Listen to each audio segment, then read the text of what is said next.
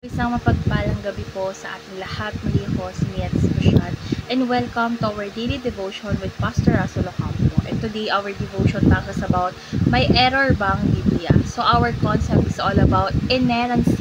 So ito ay patungkol sa truthfulness.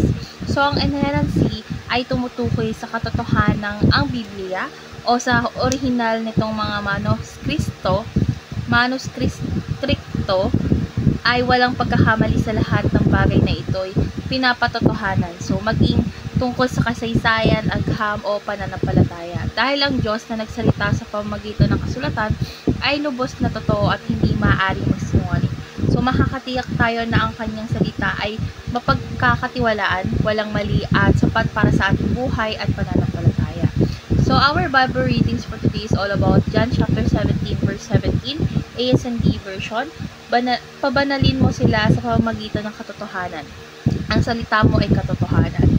So, ngayon na tayo sa ating teaching. So, yung first teaching is inerrancy applies to the original manuscripts. So, ang walang kamali ang katangian ng Biblia ay maangkop sa mga original na isinulat ng mga propeta at apostol na isinulat sa ilalim ng banal na inspirasyon. Second is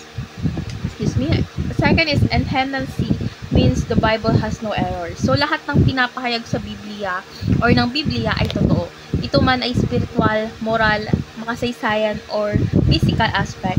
Wala itong sasalungatan sa katotohanan. Last teaching is inerrancy is rooted in the character of God. So, dahil ang Diyos ay hindi yung nagsisinungaling, at ang kanyang mga salita ay dalisay, at ang kanyang salita ay mapagkakatiwalaan at walang kapintasan. So, ngayon na tayo sa ating application. So, yung first application is trust that God has preserved His own words or His words. So, sa kabila ng pagdaan ng panahon at pagsasalin-salin ng kopya, is nananatili ang katotohanan at mensahe ng orihinal na salita ng Diyos.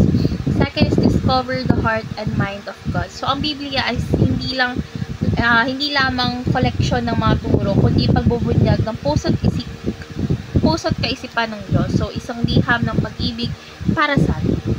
The last application is live according to the principles of God. So, kung totoo at walang pagkakamali ang Biblia, wala tayong dahilan para hindi ito sundin. So, ito ang dapat maging pamantayan ng ating buhay sa pang-araw-araw. So, ngayon na tayo sa ating last part, which is our discussion. And our discussion talks about, since the Bible is the preserved love letter of God to us, how often should we read the Bible?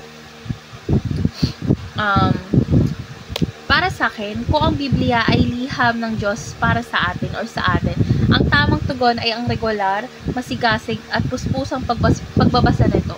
So, madaling sabi is araw-araw nating hinahangad ang mensahe ng, di ba alam naman natin, araw-araw nating hinahangad ang mensahe ng taong mahal natin. Dapat ganun din tayo sa salita ng Diyos. So, gaano kadalas dapat magbasa? Kasing dalas siguro ng ating paghinga sa Espiritu. Bakit? Sapagkat hindi lamang sa tinapay na bubuhay ang tao, kundi sa bawat salita nagmumula sa bibig ng Diyos. So, makikita ito sa Mateo chapter 4 verse 4. So, let's pray po. Lord God, maraming salamat po sa iyong salita na totoo, dalisay at walang pagkakamali. Lord God, patawarin mo kami kung minsan na hindi namin ito binibigyang halaga. Itanim mo po sa aming puso ang pananabik na basahin at sundin ang iyong mga salita. Hayaan mo ang katotohanan ng iyong salita ang maging gabay namin sa bawat desisyon, hakbang at relasyon. Naway mamuhay kami ayon sa iyong kalooban sa pangalan ni Jesus. Amen.